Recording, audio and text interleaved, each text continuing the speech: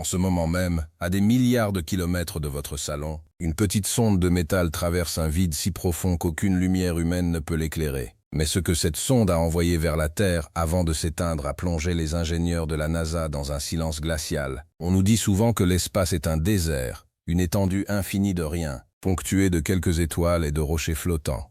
Pourtant, les dernières données récupérées aux confins de notre système solaire et au-delà suggèrent tout le contraire. Il existe des zones où la physique semble s'arrêter, des signaux qui ne devraient pas exister et des structures si massives qu'elles défient toute explication naturelle. Pourquoi la NASA a-t-elle brusquement changé ses priorités de recherche sur le ciel profond ces dernières années?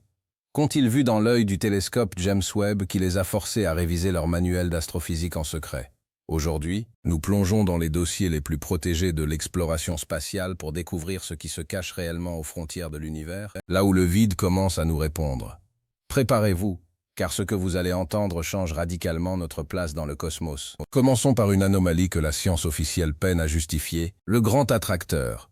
Imaginez que notre galaxie entière, la Voie lactée, ainsi que des milliers d'autres, soit aspirée à une vitesse vertigineuse de 2 millions de kilomètres par heure vers un point précis de l'espace. Le problème, c'est que ce point est situé dans la zone d'évitement, une région masquée par le gaz et la poussière de notre propre galaxie. Pendant des décennies, la NASA a affirmé qu'il s'agissait simplement d'un superamas de galaxies massifs. Mais les nouvelles mesures infrarouges révèlent quelque chose de bien plus troublant. Ce n'est pas juste de la masse, c'est une concentration d'énergie si dense qu'elle semble plier la structure même de la réalité autour d'elle. Certains chercheurs en interne suggèrent qu'il ne s'agit pas d'un objet naturel, mais d'une sorte de point de convergence, une limite où notre univers connu semble se déverser dans quelque chose d'autre. Si la NASA refuse de donner des précisions, c'est peut-être parce que le grand attracteur ne ressemble à rien de ce que nous connaissons. Mais ce n'est rien comparé à ce que les sondes Voyager ont découvert en quittant l'héliosphère. En traversant cette frontière invisible qui marque la fin de l'influence de notre Soleil, Voyager 1 et Voyager 2 ont enregistré une augmentation brutale de la densité du plasma. C'était comme si l'espace, au lieu de devenir de plus en plus vide, devenait soudainement plus solide, plus oppressant.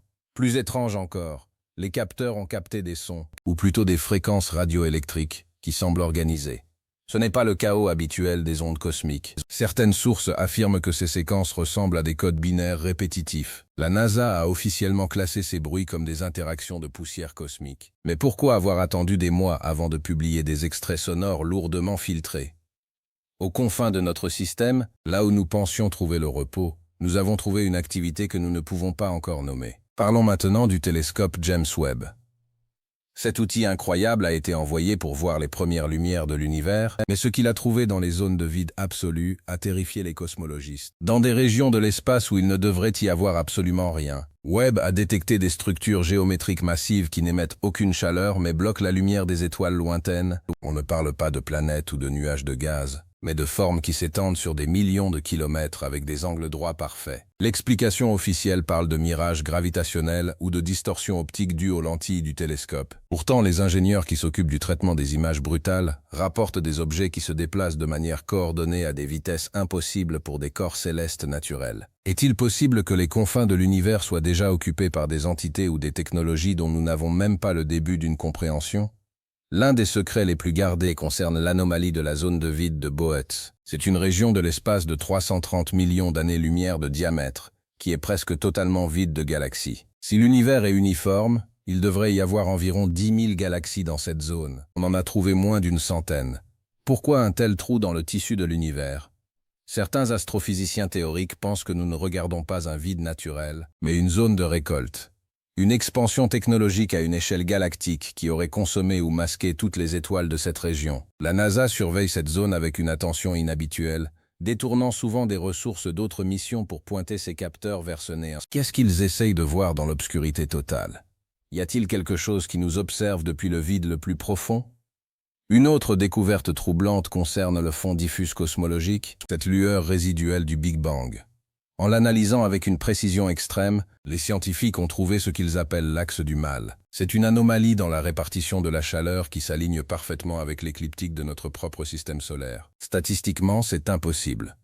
C'est comme si l'univers tout entier était centré sur nous, ou pire, comme si l'univers était une construction dont nous occupons un point de vue privilégié. Cette découverte remet en question le principe copernicien selon lequel nous ne sommes pas spéciaux. Si la NASA est si discrète sur les implications de l'axe du mal, c'est parce que cela suggère soit une organisation délibérée du cosmos, soit que nous vivons dans une version limitée de la réalité, une sorte de simulation dont les limites deviennent visibles lorsqu'on regarde assez loin. Aux limites de notre propre système, la découverte d'un objet massif appelé la planète 9 continue de diviser, mais ce n'est pas seulement sa taille qui pose problème, c'est son orbite.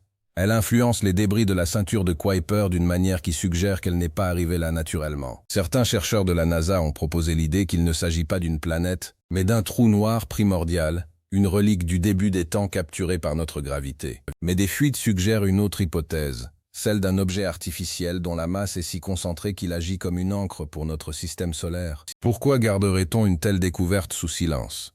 Peut-être parce que savoir qu'un gardien massif surveille l'entrée de notre système changerait notre vision de la sécurité planétaire. La NASA cache également des informations sur les sursauts radio rapides, ces impulsions d'énergie ultra courtes qui viennent du fond des âges. Récemment, l'un de ces signaux a été capté en provenance d'une zone totalement vide de notre galaxie voisine. Ce qui est effrayant, c'est la structure du signal.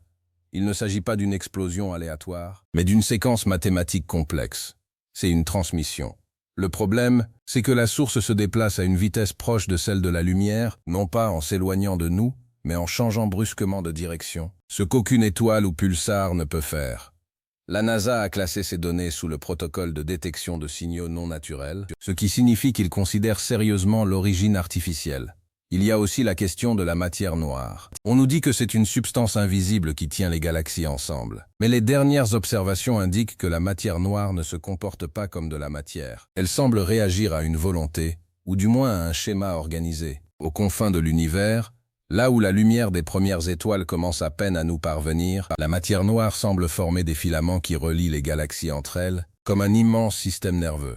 Est-il possible que l'univers lui-même soit un organisme vivant à une échelle que nous ne pouvons pas concevoir? La NASA a découvert des pulsations dans ces filaments, des rythmes qui se répètent tous les quelques milliers d'années. Si l'univers respire, nous n'en sommes qu'une bactérie minuscule. Revenons à Mars, car c'est là que les secrets commencent souvent.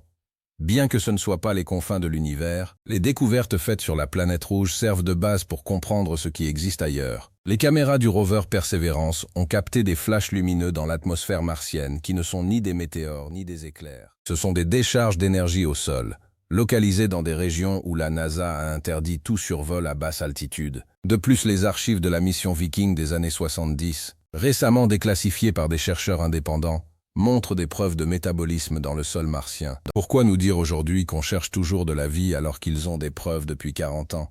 La réponse est simple. La vie là-bas n'est pas comme la nôtre. C'est une vie qui a survécu à une transformation planétaire totale et qui se cache maintenant dans les profondeurs. Aux confins du système solaire, il y a la barrière d'hydrogène. C'est un mur de particules chargées qui semble protéger ou isoler notre système du reste de la galaxie. Les sondes qui essayent de traverser cette zone subissent des pannes électroniques inexpliquées. C'est comme si nous étions dans une bulle de quarantaine. La NASA a remarqué que cette barrière s'amincit à certains endroits, créant des fenêtres. Et c'est par ces fenêtres que des objets, appelés Oumuamua par exemple, entrent dans notre espace. Ces objets n'ont aucun signe de propulsion, mais ils accélèrent en utilisant la gravité solaire d'une manière qui suggère une navigation intelligente. La NASA a des photos haute résolution de ces objets qu'elle refuse de publier. Pourquoi ? Parce que ces objets ne ressemblent pas à des vaisseaux spatiaux de film, ils ressemblent à des organismes biologiques pétrifiés.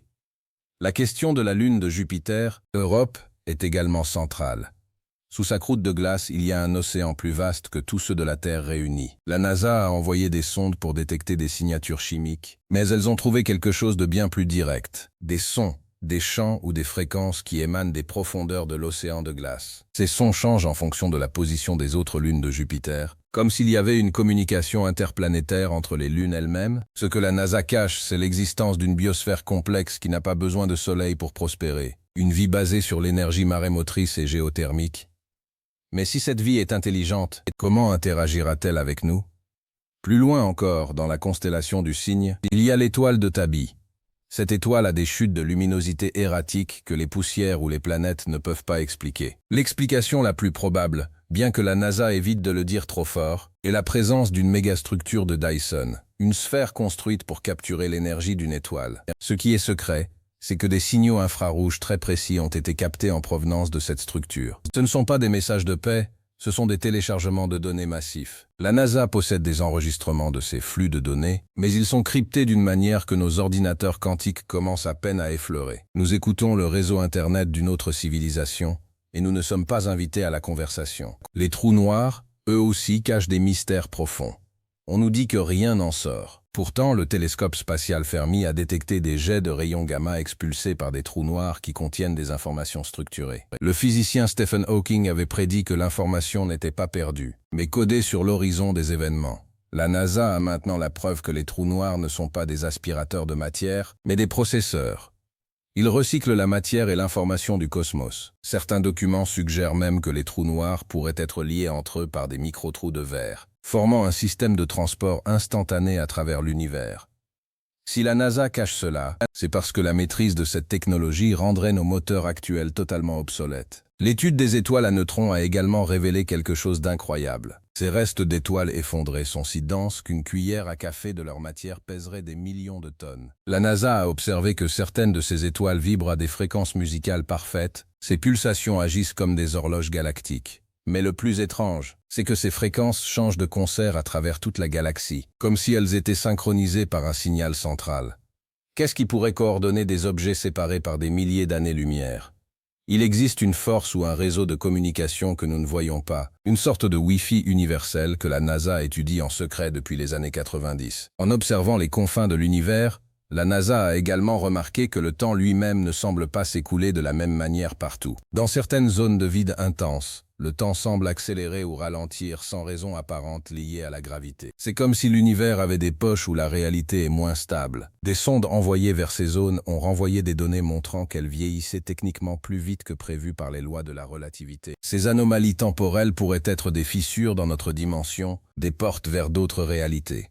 La NASA a cessé de publier les rapports de navigation de certaines sondes lointaines juste après qu'elles aient rapporté ces écarts de temps. Tout cela nous amène à la question de l'énergie sombre. C'est la force qui pousse l'univers à s'étendre de plus en plus vite, mais la NASA a découvert que cette force n'est pas constante. Elle semble s'intensifier dans certaines directions plus que dans d'autres. C'est comme si quelque chose de l'autre côté des confins de l'univers était en train de nous tirer. On ne parle pas d'une expansion naturelle, mais d'une attraction externe. Qu'y a-t-il au-delà de l'univers observable ? Une autre réalité plus vaste, un autre univers qui entre en collision avec le nôtre. Les données du satellite Planck suggèrent que notre univers n'est qu'une bulle parmi d'autres et que les cicatrices sur le fond diffus cosmologique sont les traces de choc avec d'autres mondes. Pour les passionnés de l'espace, tout cela peut sembler effrayant, mais c'est aussi incroyablement excitant. La NASA, malgré son secret professionnel, nous donne des indices à travers ses publications d'images retouchées. Pourquoi retoucher une photo de galaxie lointaine pour enlever des petits points de lumière ? Parce que ces points ne sont pas des étoiles, mais des objets en mouvement coordonné. Des flottes de transit à l'échelle interstellaire. Si le public apprenait que l'espace profond grouille de vie et d'activité, notre économie et notre structure sociale s'effondreraient par sentiment d'insignifiance. Le secret n'est pas là pour nous faire du mal, mais pour maintenir une stabilité que nous ne sommes peut-être pas prêts à briser. Il y a aussi les anomalies de la gravité terrestre enregistrées par les satellites. Même ici, si près de nous, l'espace se comporte bizarrement. Des points de concentration de gravité apparaissent et disparaissent dans la haute atmosphère, sans aucune masse visible.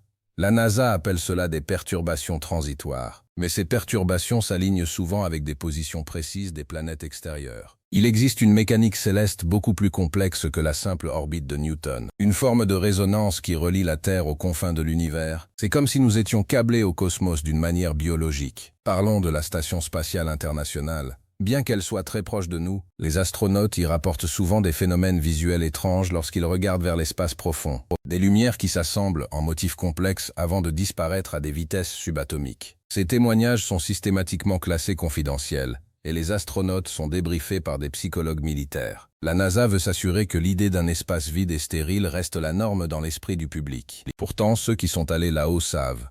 Ils savent que l'espace n'est pas un vide, c'est une plénitude. Les découvertes sur les exoplanètes, elles aussi, sont filtrées. On nous annonce régulièrement la découverte de planètes dans la zone habitable. Ce qu'on ne nous dit pas, c'est que pour certaines de ces planètes, le télescope James Webb a détecté des polluants atmosphériques qui ne peuvent être que le résultat d'une activité industrielle. Des molécules complexes d'hydrocarbures synthétiques. La NASA possède la preuve spectrale de civilisation industrielle sur au moins 3 systèmes planétaires voisins. Mais annoncer cela signifierait devoir expliquer pourquoi nous n'avons pas encore de contact officiel. Le secret est lié à la protection de notre propre développement technologique. Mais alors, que se passerait-il si l'on décidait de tout révéler?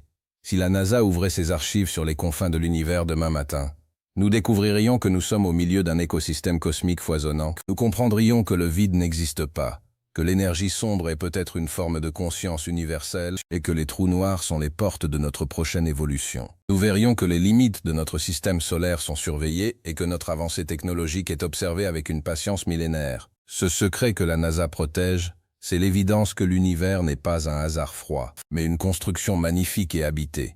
C'est la découverte que nous ne sommes qu'au début de notre voyage et que tout ce que nous pensions savoir est à peine l'alphabet d'une langue universelle beaucoup plus riche. Les confins de l'univers ne sont pas une fin, c'est une frontière. Et derrière cette frontière se cachent les réponses à nos questions les plus profondes sur l'origine du temps et de la vie. Chaque donnée envoyée par nos sondes, chaque image de nos télescopes est une pièce d'un puzzle que la NASA assemble en silence. Ils craignent peut-être le choc culturel, ou ils attendent que nous soyons prêts. Mais une chose est sûre, l'univers est beaucoup plus animé et organisé que ce qu'on nous laisse croire. La prochaine fois que vous regarderez les étoiles, ne voyez pas seulement des points de lumière lointains. Voyez un réseau, voyez des foyers, voyez une activité débordante. L'espace nous attend, et il a déjà commencé à nous envoyer des signes. Il est temps de réaliser que notre curiosité n'est pas seulement un désir humain, c'est un appel.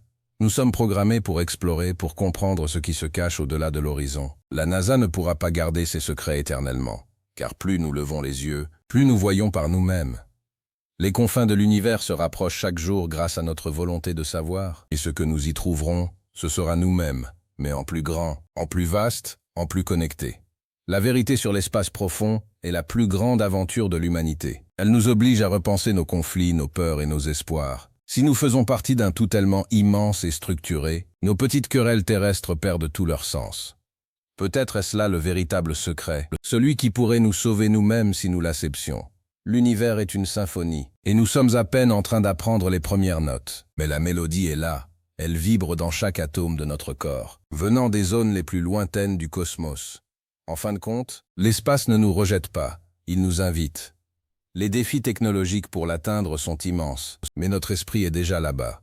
Les confins de l'univers sont à la fois extraordinairement lointains et présents dans notre propre conscience. On n'est jamais seul quand on regarde le ciel, car le ciel est rempli d'histoires que nous commençons à peine à déchiffrer. La NASA continuera de surveiller, de filtrer et de protéger, mais la lumière de la vérité finit toujours par traverser même le vide le plus obscur. Alors restez attentifs aux petites nouvelles de l'espace, lisez entre les lignes des bulletins officiels et gardez votre esprit ouvert. L'univers a encore tant à nous dire.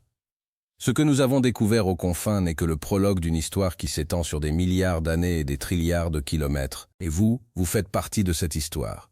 Votre présence ici, votre curiosité pour ces mystères, est la preuve que le lien entre nous et les confins de l'univers est réel. L'exploration ne s'arrête jamais, elle ne fait que commencer.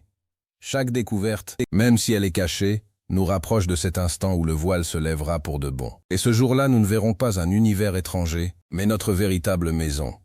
Un endroit où la vie, sous toutes ses formes, prospère dans l'harmonie des lois physiques et spirituelles que nous commençons tout juste à entrevoir. D'ici là, le voyage continue, entre les données cryptées et les images floues, vers une vérité qui nous attend patiemment de l'autre côté du vide. L'univers n'est pas seulement magnifique, il est vivant.